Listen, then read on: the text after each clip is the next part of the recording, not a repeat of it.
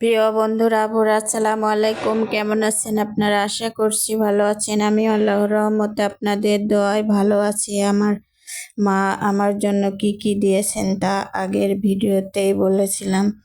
তারপরও বস্তা পাওয়ার পর মনে হলো ভিডিও করে আর কি কি এ বের হয় বস্তা থেকে তা আপনাদের সাথে শেয়ার করি। বস্তার মুখ খোলা থেকে ভিডিও করছি। যাই হোক,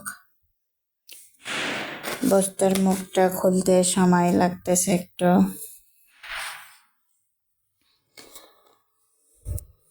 বস্তা প্রথমে কচুর ডাটা বের হলো বস্তা থেকে, যে কচু আমাদের প্রত্যেকের জন্য প্রয়োজন। আর এই কচু খাওয়ার জন্য আমার ভিতরটা অন্যরকম শুরু করেছিল। এগুলো চাষের কচু আমার চাচি লাগিয়েছিল।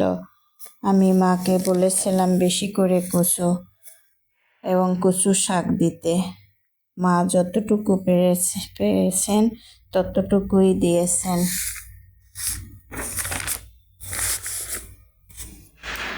সবগুলো একে একে বের করতেছি। এগুলো শুটকি মাছ দিয়ে রান্না করে খেতে খুব মজা লাগে। অনেকে অনেক রকম করে খায়। যাই হোক, এবার একটি পলিথিন বের করলাম। এই পলিথিনে হচ্ছে কচু শাক আর মসুরের ডাল, আর এগুলি হচ্ছে বেল। আমাদের বাড়ির মেইন গেটের পাশে বেল গাছটি। সব থেকে শান্তি লাগে কিসে জানেন? এই বেলের গাছটি আমার হাতে লাগানো। আমার বিয়ের আগে আমি বেল গাছটি লাগিয়েছিলাম। আল্লাহর কি রহমত, অনেক আগে থেকেই বেল খাওয়া হচ্ছে। নিজের কাছে অনেক ভালো লাগে। কচু শাক অর্থাৎ এই ফাল্গুন ও চৈত্র মাসে ছোট ছোট কচু হয়, তাকেই আমরা কচু শাক বলি। সেগুলি খেতে অনেক স্বাদের হয়।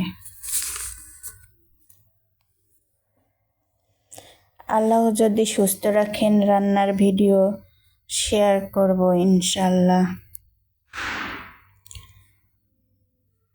কথা বলতে বলতে সবগুলো বস্তা থেকে বের করে এনেছি।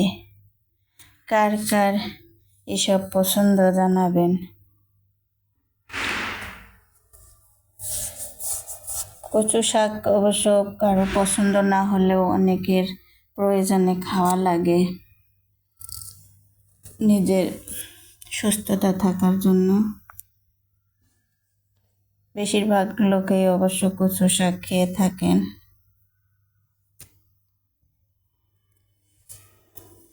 আর আমার এমনিতেই কচু শাক কেন, যে কোনো শাকসবজি খুব পছন্দ। আর এটি হচ্ছে গাছ পাকা বেল। যেই দিন আমাকে এগুলো দিবে বস্তা করে, সেই দিন নাকি গাছ থেকে পাকা বেলটি পড়েছিল, সেটিও দিয়েছে। আল্লাহ হাফেজ।